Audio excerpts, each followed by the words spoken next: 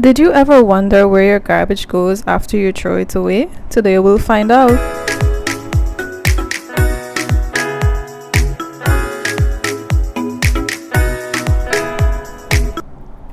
According to the United Nations, 2.12 billion tons of waste are disposed of each year. Today we'll see what happens when you throw your garbage away and it goes to a dump site in Guyana. Today's video is strictly for educational purposes, and the intent is to educate you, the viewers, about garbage disposal in Guyana. After your garbage is taken from your garbage bin and loaded onto the waste disposal truck, it makes its way to the disposal site, away from houses and population in general. However, it should be noted that not all household garbage in Guyana is disposed of in this way. In rural areas and the hinterland regions, household waste may be burned or buried. First, the garbage truck is booked at the entrance of the disposal site.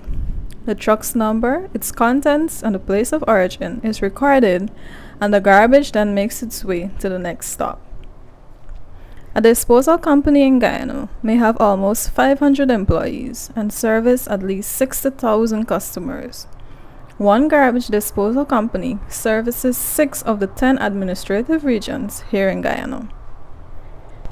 The disposal of garbage is quite an interesting sight to see.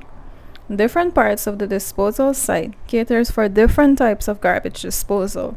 Here you can see scrap metal being stored for recycling. On its second stop, the truck with garbage is weighed and documented onto a slip the driver would have received when he first entered the site. Then, manifests are lodged at the main house or the admin building that we will soon pass. The area that the garbage is disposed of forms a cell. On each cell that has been built with garbage, mud is used to cover the cell of garbage over so that it allows new grass to grow on it. By doing this, the area is reforested and allows for new vegetation to grow. However, in the dry season, the area is bare and only mud can be seen on it. But during the rainy season, the area is plush with greenery. Here are some facts about solid waste and landfill sites. About 1/3 of an average dump is made up of packaging material.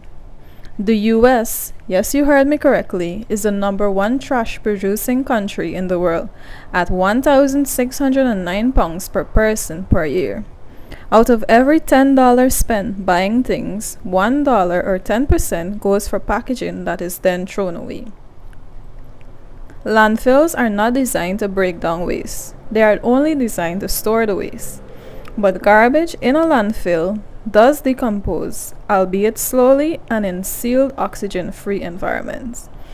This was surely an interesting thing to observe here in Guyana. Waste disposal trucks that are laden with garbage are made to line up to dump their waste on the landfill site. There are several agencies with the responsibility and oversight for solid waste management in Guyana. The Ministry of Communities, that is now called the Ministry of Local Government and Regional Development, the Environmental Protection Agency, who administers the environmental impact assessment process pertaining to waste management systems, the Regional Democratic Councils, that we know as the RDCs, that operate as decentralized offices of central government and oversee waste management activities, the Neighborhood Democratic Councils, the city or town councils, such as the Georgetown City Council, who are responsible for delivering management, street sweeping, and drain cleaning services to the residents within their boundaries. This particular landfill site provides jobs to not only legal workers but to those not employed by the landfill company, whom we will call pickers, as they prefer to be called, are ordinary people who wait on the garbage trucks to offload and scavenge for the scrap metals, bags, rice bags, empty glass bottles, and boxes made from cardboard that they will then sell to companies that will recycle them. An honest day's work for some. On the landfill, once the garbage truck has reached its turn to go up onto the site, The truck offloads backwards and an excavator crushes the garbage and pushes it upwards, creating a tower of garbage, and the process is continued over and over for the entire day. Interesting, isn't it? This happens until a cell is formed. A landfill cell that I've been mentioning for some time now means or is described as a discrete volume of a hazardous waste landfill, which uses a liner to provide isolation of waste from adjacent cells or waste. Examples of landfill cells include, but are not limited to, trenches and pits. This particular landfill cell, in my opinion, can be described as a pit. The best soil to be under a landfill site is loamy or silty soils, free of large stones and excess gravel. Clayey soils may be sticky, and difficult to spread sandy soils are a subject to wind erosion. The ideal 5 layers that a landfill needs to be safe include clay, plastic, special fiber, gravel, and soil.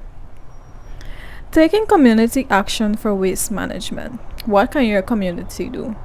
They can coordinate activities with other organizations, pursue partnership with government, monitor waste activities in your area or your community, get involved in education, notify the media of stories of environmental importance.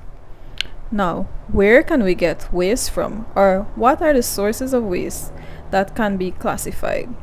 According to the web, there are 4 types of waste, which include industrial, commercial, domestic, and agricultural. Now, you might want to ask yourself, how can you practice waste management at home? Well, you can keep separate containers for dry and wet waste in the kitchen. You can keep 2 bags for dry waste collection, paper and plastic for the rest of the household waste. Keep plastic from the kitchen clean and dry and drop it into the dry waste bin. Send wet waste out of the home daily. Store and send dry waste out of the home once a week. Keep a paper bag for throwing the sanitary waste.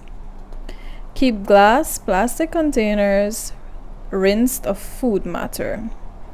Types of waste include dry waste that include metal, glass, and rubber, and the sorts. E-waste or electronic waste such as computer parts, wires, and the sort. Wet waste, which can include coffee grounds, fruit peels, tea leaves, or anything that you might throw into a cup per se and leave it there. Biomedical waste, including sanitary napkins, diapers, and the sorts. Hazardous waste, toxic substances. Then there's garden waste, like your fertilizers, etc. Here you can see that one of the pickers was upset with me. He did not quite understand that I was not recording him, but actually the process that was going on. So I had to stop filming for a while. Nonetheless, this was quite an exciting thing to record because I think it's something that you don't get to see, how people, different kinds of jobs that people have, and to know everyone is important. Everyone has a place in the world and everyone's job is important, because unlike America, we don't have recycle bins, and we don't have sorting your waste into paper and plastic and so on, sending it off somewhere for it to be transformed into something else. So those people, their jobs are important because they do the jobs that your recycle bin would do in America or in any first world country. So they are important and they make quite a pretty penny from doing it. So here you can see a picker is waiting to get I guess he was looking for glass bottles that day.